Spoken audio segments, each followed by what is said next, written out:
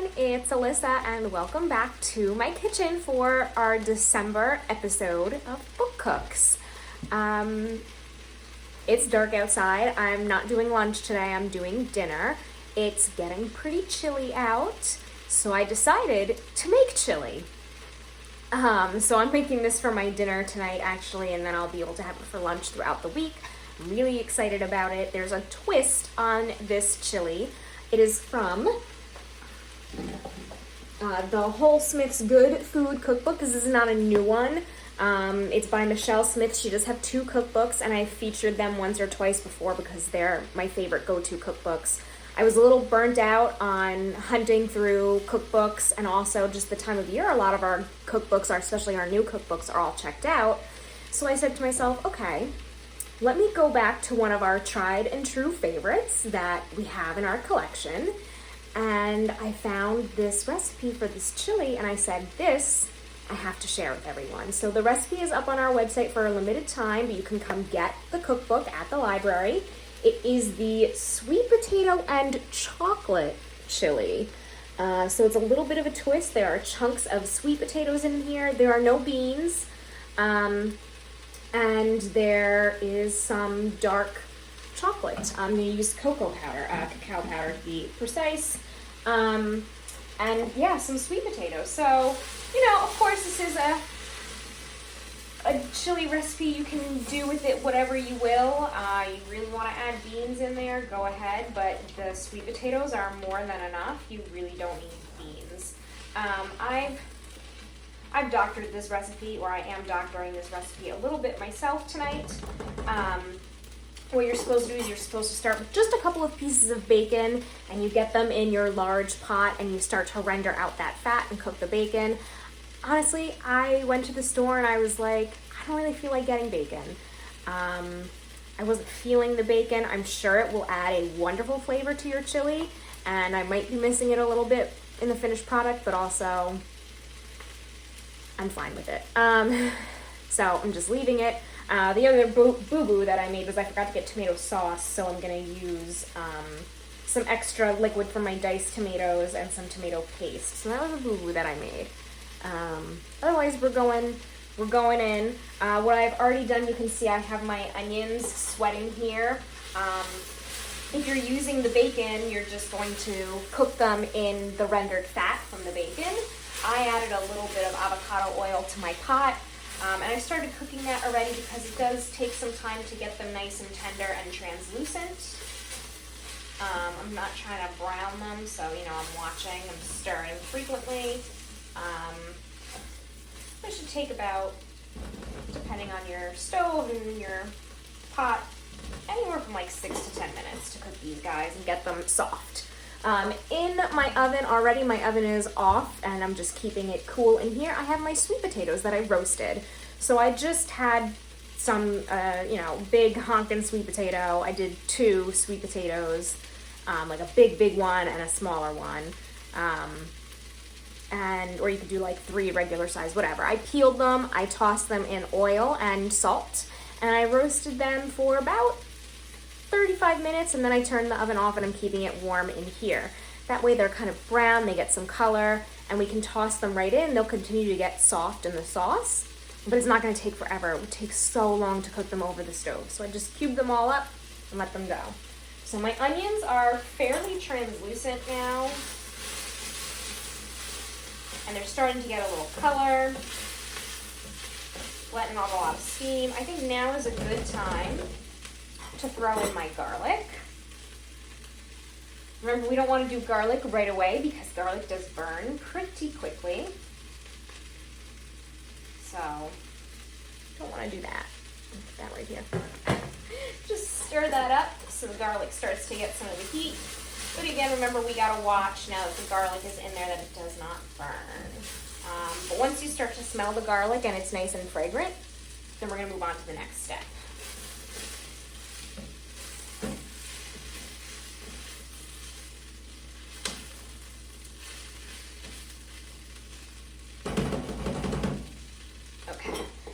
The next step that I have is I have some red bell peppers all chopped up, and then we're gonna just kind of let these all break down a little bit. Let's see what she says.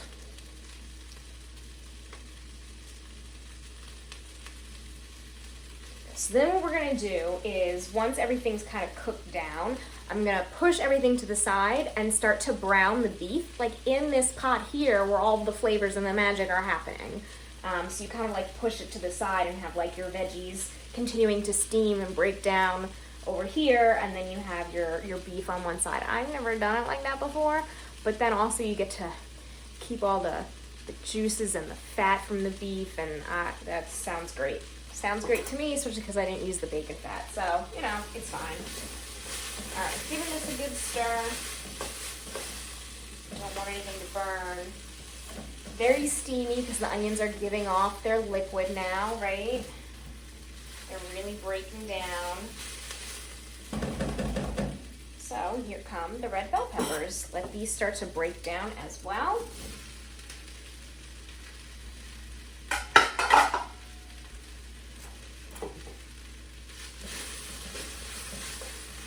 It smells good in here, I'll tell you that.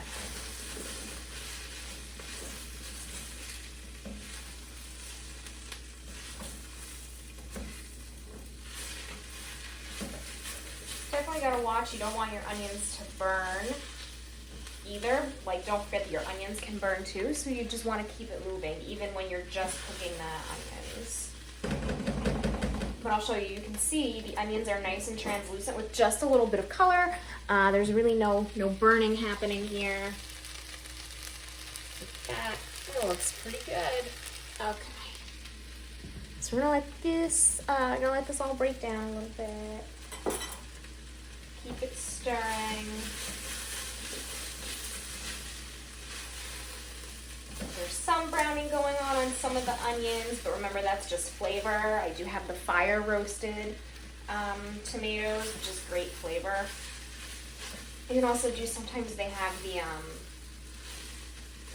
cans of diced tomatoes with the green chilies. It's like a little different flavor than, you know, I guess what we're doing here, right? But alright, we're gonna keep it moving.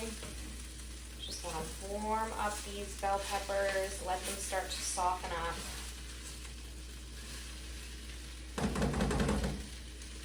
See, I've used this cookbook several times like in my life. I own my own copy. I own my own copy of both of her cookbooks. I love them. We have both of her cookbooks. And so her thing is like whole foods, like paleo, Whole30, kind of a thing. But of course, so this recipe is like, okay, you can appreciate this even if you're not on the, you know, whole food lifestyle diet kind of thing. Because this recipe you can use, instead of cocoa powder, you can use semi-sweet chocolate morsels. Don't use milk chocolate. Don't, that's gross. You want like that nice bitter rich chocolate flavor. It really goes well with the beef. And then the recipe also calls for beer. I'm using chicken stock, but you can use beer. She also says you could use gluten-free beer. It just depends on what you have, what your dietary needs are.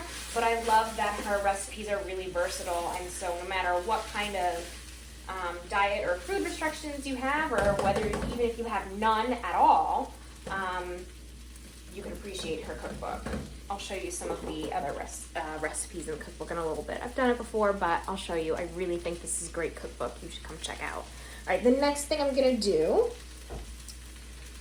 oh right, I said the beef, and then we're gonna add the seasonings in. So let me open up my beef containers. I'm gonna push this all to the side and create a little well for my beef. Not that that's gonna work that well. If you have like a larger pot than I do, like a nice Dutch oven, that would be perfect for this. Like a really nice, large, behemoth wide pot, that would be great. All right, let's go.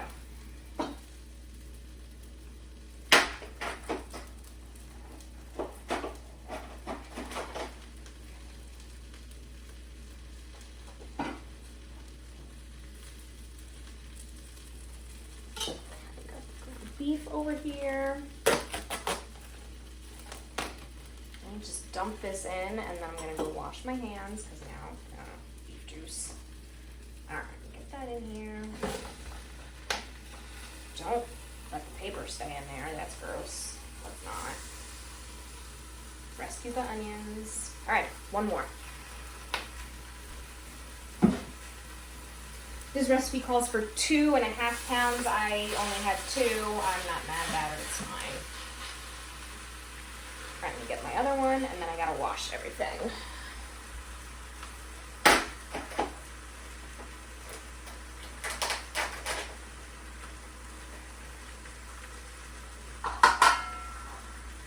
The knife goes right into the sink. Open this up. And I gotta wash my hands.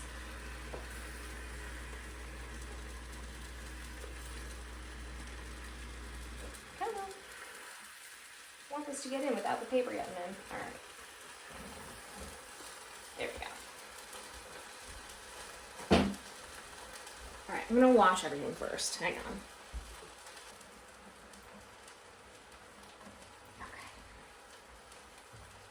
Let me just get this down in here and kind of break it up a little bit.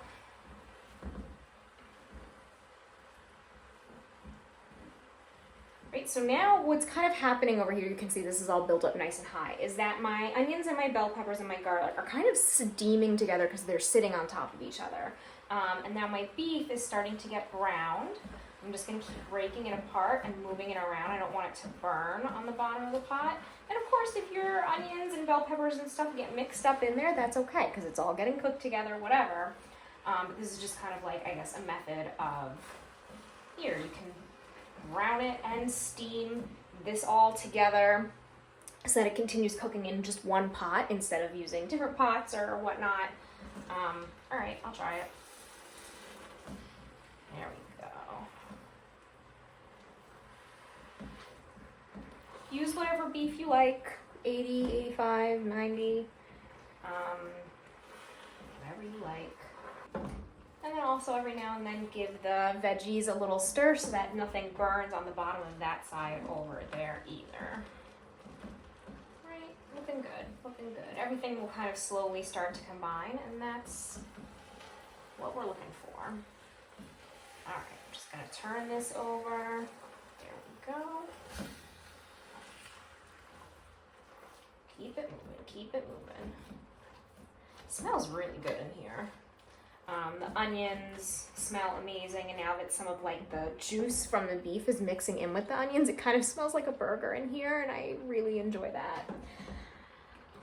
It's a good time. Oh, I got a little beef on my hands. I gotta wash my hands again. I take kitchen sanitation very seriously. Alright, turn the beef over, get some more down.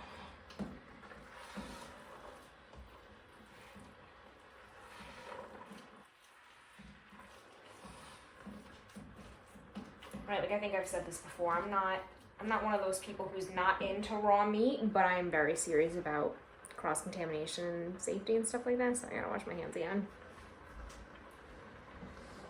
Okay, now that this is, now that this is starting to cook down, and we're gonna get ready to start to combine everything, we wanna season, right? We wanna season, oh yeah, beef is starting to brown down here, it's looking good, it's smelling even better. So we want to season. So the first thing I'm going to do is I have some soy sauce, coconut aminos, whatever it is that you're using. So we're going to put that in there.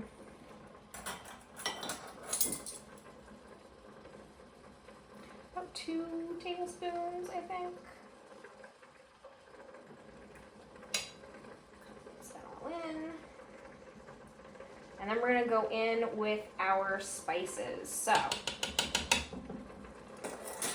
we're going hot. We have crushed red pepper flakes. Let's see how much she says. About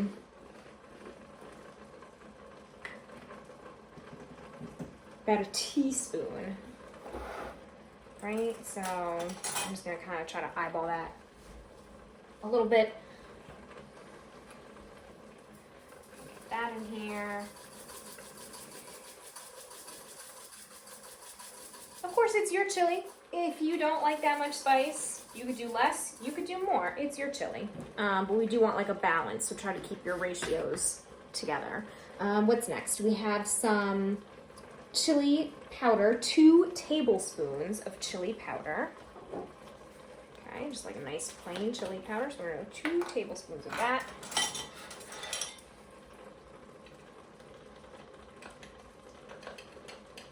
Gently, don't want to overflow like I've done before in the past.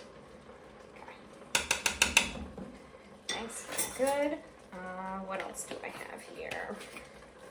Smoked paprika, 1 tablespoon, right? This is a large pot. This is a big serving. Don't be afraid to really add your seasonings here. We want our food to taste good, right? All right.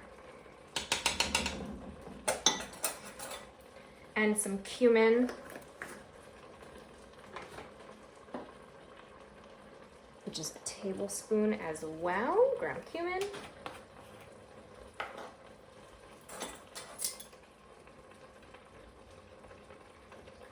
Smells really good in here, like really good. An onion there. All right, come on, onion, back in the pot. All right. Let's see if I should add any salt and pepper yet. Let's see.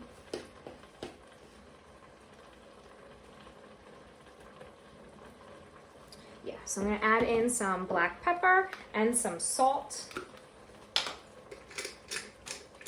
Like using the freshly cracked black pepper. And my salt over there. All right. Just start with about a teaspoon of salt, right? So you have your coconut aminos and your chicken broth or beer if you're adding chicken broth. So you don't want to have too much at once. Remember, you can always add salt, but you cannot take it back. All right, so right now I'm just stirring the seasonings on like the beef side for the most part. Again, don't get mad if any of your onions, bell peppers get mixed in. That's all good. Everything is browning nicely. Ooh, that smoked paprika. I don't think I've ever added smoked paprika to chili before because it does have such a distinct flavor, but I am enjoying the smells in my kitchen right now. And that one's a pretty strong one. All right.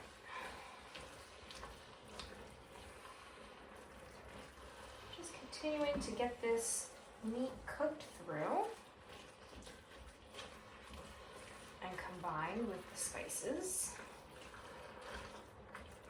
And so we've got a lot of liquid in here, both from the beef and our onions and bell peppers. So it's kind of all cooking together. There is some browning going on. I'm kind of leaving the beef for the most part in one spot for a while before turning it over. That way there's some browning happening and then it gets all mixed up with the rest of everything. So that's fun. All right.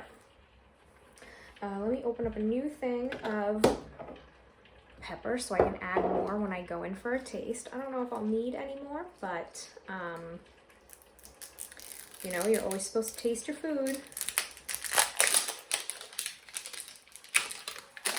Don't be afraid to add more seasonings, ever, right? And I can recycle my other bottle because it's glass. I love that.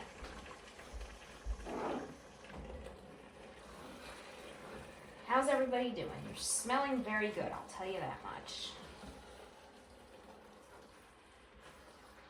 Turn it over again.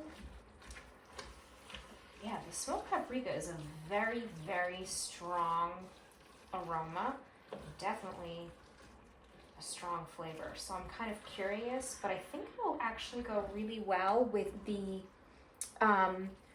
bitterness and richness from the cocoa powder. I'm sensing that that's a really good pairing, that smoky kind of thing. All right, I'll let that sit with this portion brown, and I'll show you through the cookbook a little bit.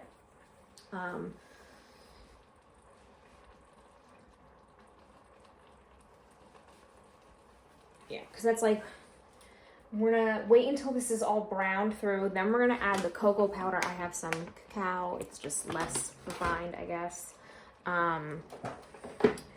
And then we add in the tomatoes and the chicken broth and then let it simmer. Like a good chili, you gotta let it simmer, right? So,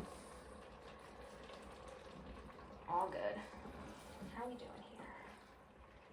Oh yeah, it's looking good. Still some pink here in my beef, but it is coming up to temperature really nicely. So I'm actually going to start mixing all of this together because I think we're ready.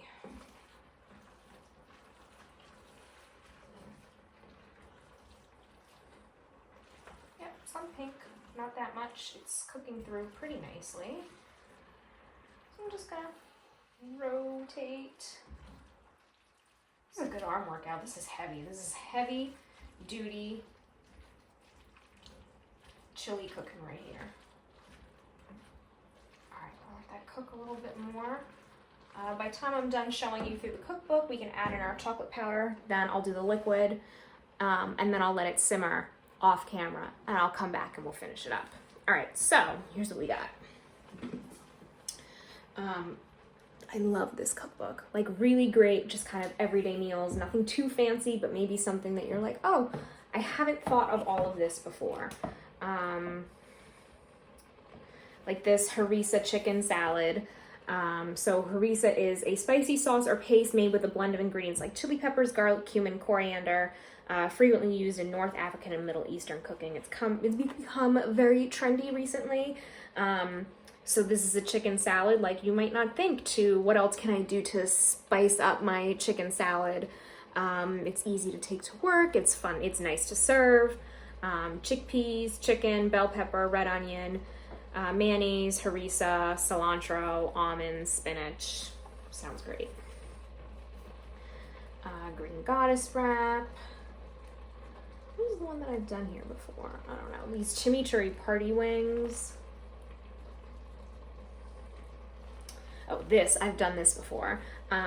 Charred shishito peppers with sriracha dip. So you just, I put mine in an air fryer, the shishito peppers, but she tells you how to do it on like a cast iron pan. And then a sriracha dip with just mayonnaise, which she does homemade, so there's no sugar or kind of weird oils in it. And sriracha, garlic, lime juice, coconut aminos, and salt or soy sauce. We like to say that like eating shishito peppers in my family is a game. It's like Russian roulette because they're really mild, but every now and then one person will get one that makes them start coughing and sputtering. So we always watch everyone eat the shishito peppers. It's like a sport. Barbecue chicken meatballs. I think I've made this before. Potato wedges with chorizo and poblano peppers. Look at how good that looks. Easy egg muffins, mixed berry frittata, and then also you can have a healthy cookbook and have some sweets as well. She does have some stuff in the back. A dairy-free strawberry lassi. She has some mocktails, matcha latte. Where are the sweets? Where are the sweets? That's what I always think about. These rosé gummies. So how to use like your own grape juice and rosé and gelatin to make these cute little gummies that are like so trendy but super expensive. Baked apples, peaches and cream, chocolate chip and sea salt cookies. Those look amazing. Apple stacks. Look at that. That's a really pretty dessert and it's like very natural. It's just cashew butter, peanut butter, almond butter, whichever kind you like, apples, coconut butter melted, dried cranberries, walnuts, honey, and some unsweetened shredded coconut.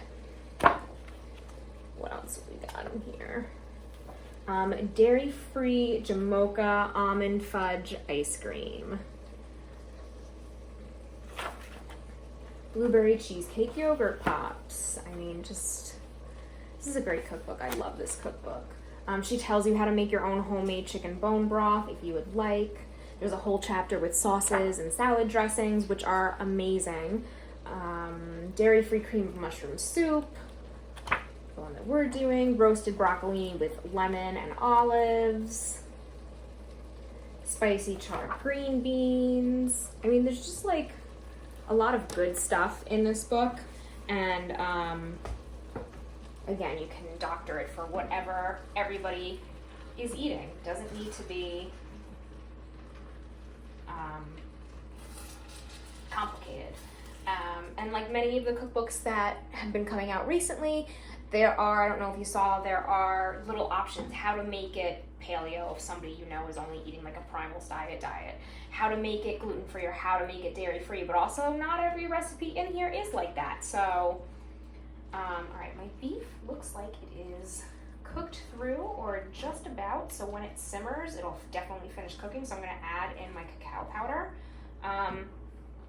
She just shows you that it's so easy to make healthy whole foods, but also that like not everything needs to be 100%, you know, paleo or clean for it to be healthy and fresh. So I kind of like that there's a balance in her cookbooks of, you know, super clean foods and here's how to make this food healthier just by making it yourself and making it really easy. So I'm doing 2 tablespoons of my cocoa powder. Right, so we're doing like real cocoa powder. This is not like Nesquik mix or something like that. This is, sorry, Nesquik. This is like the real deal. Come on, everybody out. It's bitter, it's rich, it's full of antioxidants. I mean, chocolate is the best. I'm gonna mix this in here now.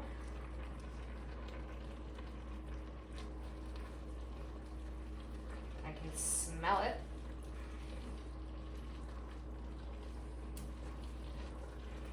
Really get down to the bottom of my pot and mix it all the way through. This is like a really important flavor component here, right?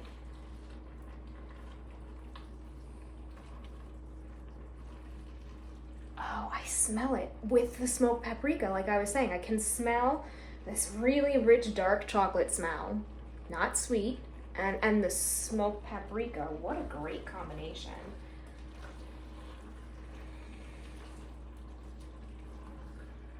All right, let me give this one more stir through. Wow, it smells so good. I can already tell. It's just accenting the spices and the beef. It's not acting too strong. It's not turning this into chocolate milk, so.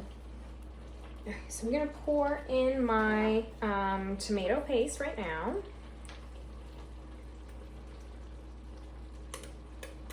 Like I said, I forgot to get a jar of tomato sauce, so I'm using double the amount of diced tomatoes and the tomato paste to thicken and richen it up, which is the advantage of a sauce over a jar of just tomatoes, because the sauce has had time to cook and mature the flavors and make the tomatoes just a little sweeter.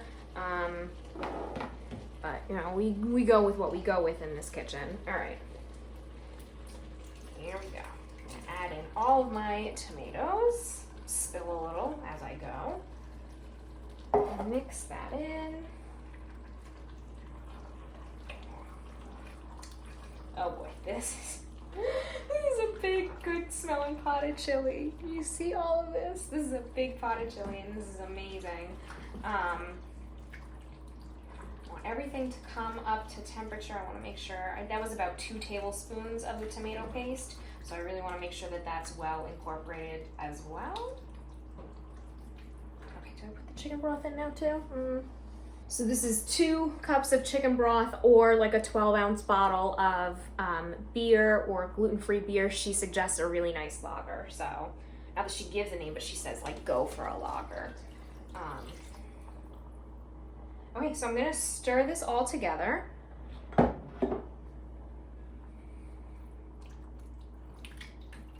this is going to simmer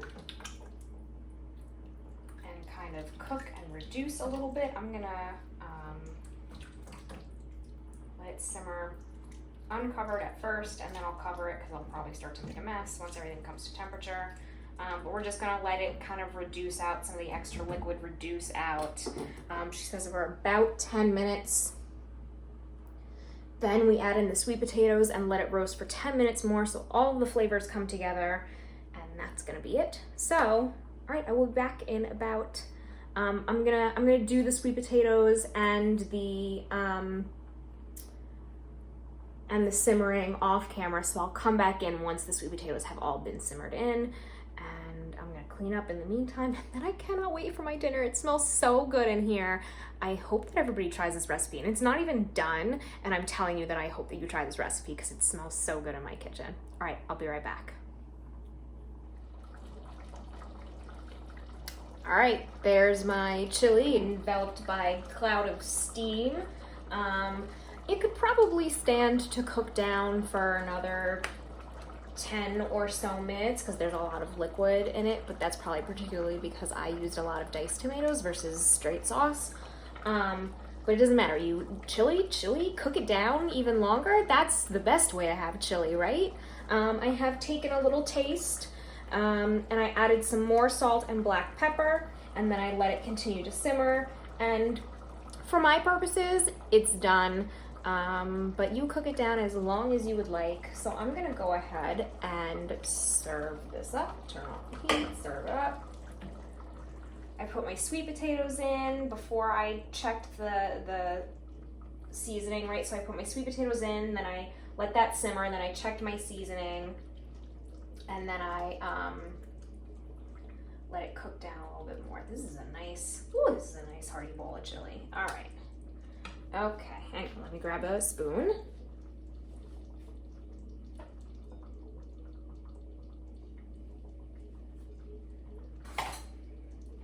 It is piping hot, so, you know, take this off of here so that doesn't melt. We don't want to do that. Right, like I have a bunch of silicone, like this blue one is silicone, so that's why I always leave that in the pot. That one is not. Careful. Anyway, so here's what it looks like. You can see the red bell pepper, you can see the onions, the sweet potato, and the sauce has like a nice rich brown color from the chocolate. But I can tell you, it does not smell like chocolate, and from the taste that I've had, it does not taste like chocolate. It just tastes rich and amazing. So I'm gonna go in for a spoonful. My mouth is watering. It smells so good. So I'm gonna go in first a piece that has some sweet potato and some beef. It's really, really hot. It smells amazing.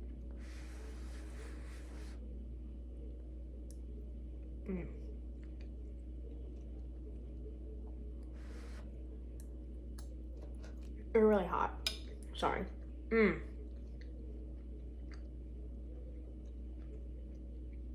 It's really good.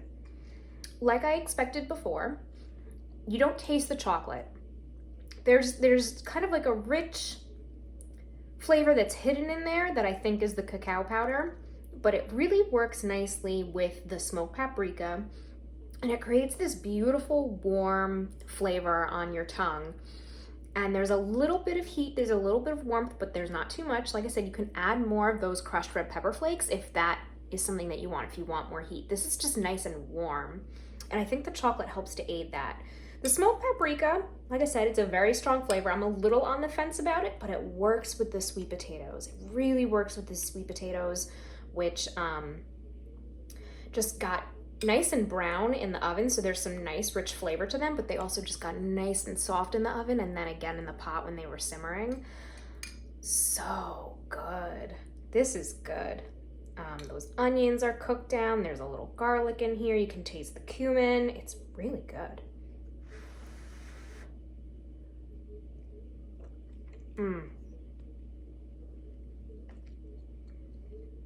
This is delicious.